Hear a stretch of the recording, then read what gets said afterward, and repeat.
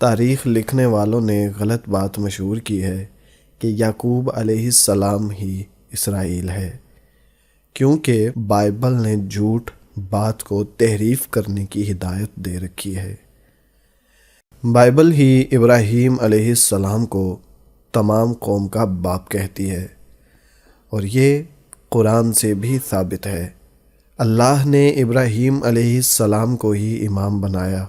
آئیے اس پر ایمانداری سے روشنی ڈالتے ہیں اور دیکھتے ہیں کتنی سچ بات ہے۔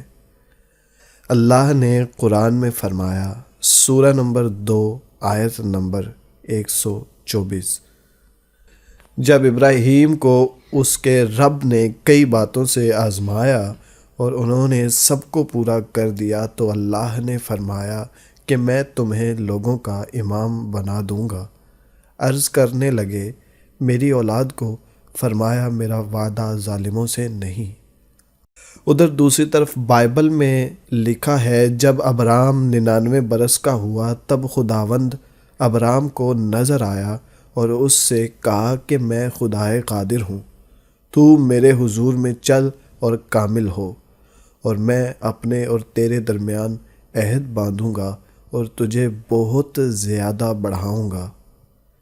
تب ابرام سرنگوں ہو گیا اور خدا نے اس سے ہم کلام ہو کر فرمایا کہ دیکھ، میرا عہد تیرے ساتھ ہے اور تو سب قوموں کا باپ ہوگا، اور تیرا نام پھر ابرام نہیں کہلائے گا بلکہ تیرا نام ابرہام ہوگا، کیونکہ میں تجھے بہت قوموں کا باپ ٹھہراؤں گا، اور میں تجھے بہت برومند کروں گا، اور قومیں تیری نسل سے ہوں گی اور بادشاہ تیری اولاد میں سے برپا ہوں گے، اور میں اپنے اور تیرے درمیان اور تیرے بعد تیری نسل کے درمیان ان کی سب پشتوں کے لیے اپنا عہد جو ابدی ہوگا باندھوں گا، تاکہ میں تیرا اور تیرے بعد تیری نسل کا خدا رہوں۔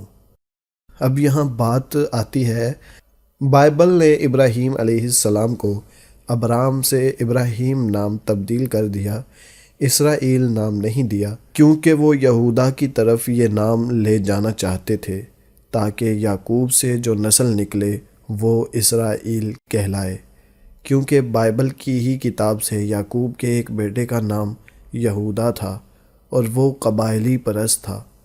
یہودیوں کی چال کامیاب ہو گئی اور مشہور ہو گیا۔ دنیا میں اسرائیل نام یعقوب کو خدا نے دیا جب وہ خدا سے کشتی جیت گیا۔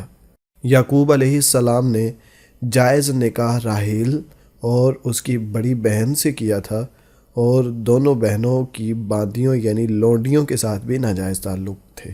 یہ بائبل کی پرانی فطرت میں شامل ہے تمام انبیاء کرام کو بدنام کرنا۔ خیر، اسرائیل اصل ابراہیم کی نسل کا نام ہے۔ اسرائیل لفظ عبرانی کا ہے جس کا مطلب ہے اللہ کا بندہ۔ اسرا بندہ، غلام، نوکر، خادم۔ ایل کا مطلب خدا کا۔ ایل عبرانی میں، آرامی اور عربی میں الہ اللہ کی ذات یعنی خدا کے لیے استعمال ہوتا ہے۔ پہلا بیٹا جو ابراہیم علیہ السلام کو اللہ نے عطا کیا وہ اسماعیل علیہ السلام تھے۔ بائبل کہتی ہے پہلا بیٹا خدا کے لیے برکت والا ہے۔ بائبل کے مطابق ہاجرہ نام اسماعیل علیہ السلام کی والدہ کا نام اور سارہ اسحاق علیہ السلام کی والدہ کا نام ہے۔ قرآن والدہ کا نام نہیں بتاتا۔ قرآن میں کچھ یوں ذکر ہے، سورت نمبر 14 آیت نمبر 39، اللہ کا شکر ہے جس نے مجھے اس بڑھاپے میں اسماعیل و اسحاق عطا فرمائے، کچھ شک نہیں کہ میرا پالن ہار اللہ دعاؤں کا سننے والا ہے۔ اس آیت میں پہلے بیٹے کا نام اسماعیل ہے۔ بائبل کے مطابق اسماعیل علیہ السلام کے 12 بیٹے تھے اور اسحاق کے صرف 2 بیٹے تھے، عیسو اور یعقوب۔ عیسو اور یعقوب علیہ السلام جڑواں تھے اپنے بڑے بھائی کے، کیونکہ عیسو نے پہلے جنم لیا، پھر یعقوب علیہ السلام نے۔ یعقوب علیہ السلام کے بھی 12 بیٹے تھے۔ بائبل کے مطابق یعقوب کے 12 بیٹوں کے نام: روبن، شمعون، لاوی، یہودا، اشکار، زبولون، بنیامین، دان، نفتالی، جد، آشر اور یوسف۔ اور اسرائیل کی اولاد برومند اور کثیر التعداد اور فراوان اور نہایت زوراور ہو گئی، اور وہ ملک ان سے بھر گیا۔ اسماعیل کا دوسرا بیٹا کیدار عرب میں آیا اور مدین شہر کو آباد کیا، اور مدین شعیب علیہ السلام کا نام ہے جسے بائبل میں مدین کہتے ہیں۔ مدین اسماعیل علیہ السلام کی اولاد سے ہیں، اور اسماعیل علیہ السلام باپ ابراہیم کی وجہ سے اسرائیل ہے۔ اس وجہ سے عیسیٰ مسیح ابن مریم نے کہا تھا، وہ نبی جو بنی اسرائیل میں سے آئے گا جس کا نام احمد ہوگا۔ عبرانی لفظ احمد، عربی میں محمد۔ تو آخری نبی محمد صلی اللہ علیہ وسلم بھی بنی اسرائیل میں آئے ابراہیم کی نسل سے، جبکہ اللہ نے کہا نبوت اور کتاب بنی اسرائیل میں رکھی۔ یہودیوں اور نصرانیوں میں کوئی ایک بھی پیغمبر نہیں آیا، نہ کتاب رکھی اللہ نے۔ ابراہیم علیہ السلام کے پوتے اسحاق کے بیٹے یعقوب کا عبرانی لقب اسرائیل تھا، لہٰذا ان کی اولاد بنی اسرائیل کہلائی۔ یعقوب کے 12 بیٹے تھے، اس لیے ابتدا ہی سے بنی اسرائیل 12 قبیلوں میں بٹے ہوئے ہیں۔ ابراہیم کا آبائی وطن عراق تھا۔ ابراہیم علیہ السلام عراق سے ہجرت کر کے فلسطین میں آباد ہو گئے۔ سفر ہجرت کے دوران آپ نے سارہ اور ہاجرہ سے شادی کی۔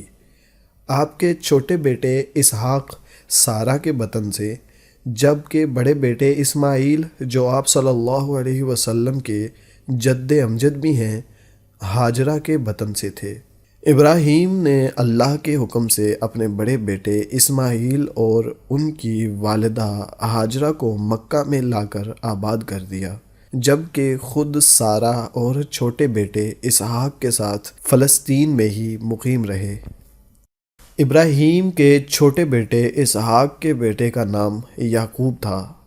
اپنے والد، دادا اور چچا کی طرح آپ بھی اللہ کے برگزیدہ نبی ہوئے۔ یعقوب کے 12 بیٹے تھے، جن میں سب سے چھوٹے یوسف مصر میں ایک بہت بڑے سرکاری عہدے پر فائز ہوئے، تو بے شمار بنی اسرائیل مصر میں جا کر آباد ہو گئے۔ اس دوران میں بھی اس قوم کی ہدایت کے لیے کئی پیغمبر آئے، جن میں حضرت ایوب علیہ السلام کافی مشہور ہیں۔ بنی اسرائیل ایک طویل مدت کی آسائش اور حکمرانی کے بعد قبطیوں کی غلامی میں جکڑے گئے، تو ان کی رہنمائی اور آزادی کے لیے موسیٰ تشریف لائے۔ موسیٰ بنی اسرائیل کو قبطیوں کی غلامی سے آزاد کرا کر بحر احمر کے پاس واپس فلسطین میں لے آئے۔ یہاں آپ کے بعد آپ کے بھائی ہارون پیغمبر اور بادشاہ ہوئے۔ اس کے بعد ایک طویل عرصے تک بنی اسرائیل نے فلسطین پر حکومت کی۔ اس دوران میں ان پر اللہ کی طرح طرح کی نعمتیں نازل ہوئیں، جیسے من و سلوہ وغیرہ، تاہم اس قوم نے ان کی قدر نہ کی۔ ان میں سینکڑوں نبی بھیجے گئے، کئی کا انکار کیا گیا، کئی کی نبوت تو قبول کی گئی، مگر ان کی نافرمانی میں کوئی کسر اٹھا نہ رکھی گئی۔ اس کے بعد اللہ نے بنی اسرائیل کے 2 باپ بیٹوں داؤد اور سلیمان کو عزت بخشی۔ داؤد اور سلیمان کے بارے میں ہم ضرور ویڈیو بنائیں گے، تو گزارش ہے کہ آپ وہ بھی ضرور دیکھیے گا۔ سلیمان 9ویں صدی قبل از مسیح میں فلسطین کے مشہور فرما رواں اور پیغمبر تھے۔ ان کی وفات کے بعد 10 اسرائیلی قبائل نے ان کے جانشین کی مخالفت کی اور اسرائیل کے نام سے شمالی فلسطین میں اپنی بادشاہت قائم کر لی۔ 537 قبل مسیح میں بابل اور نینوا کے حکمران فلسطین پر چڑھ دوڑے۔ انہوں نے بنی اسرائیل کو بڑے پیمانے پر قتل کیا اور ہزاروں کو غلام بنا کر اپنے ساتھ لے گئے۔ قرآن کریم میں کئی جگہ اسرائیل کا ذکر آتا ہے۔ ایک سورت کا نام ہی سورہ بنی اسرائیل ہے۔ یہ قوم اگرچہ بڑی دولت مند تھی، مگر دنیا کے مختلف ممالک میں منتشر بھی تھی۔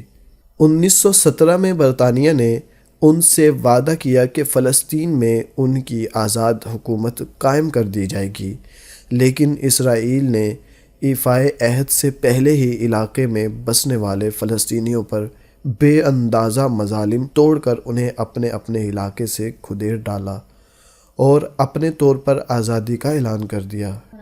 غیر منصفانہ طور پر اول روز ہی سے اسرائیل کی پشت پناہی کرنے والی طاقتوں امریکہ، برطانیہ اور روس وغیرہ نے تسلیم بھی کر لیا، اور آج تک تقسیم فلسطین کی قراردادیں دنیا بھر کا منہ چڑھا رہی ہیں اور غاصب اسرائیلی حکومت آج تک قائم ہے۔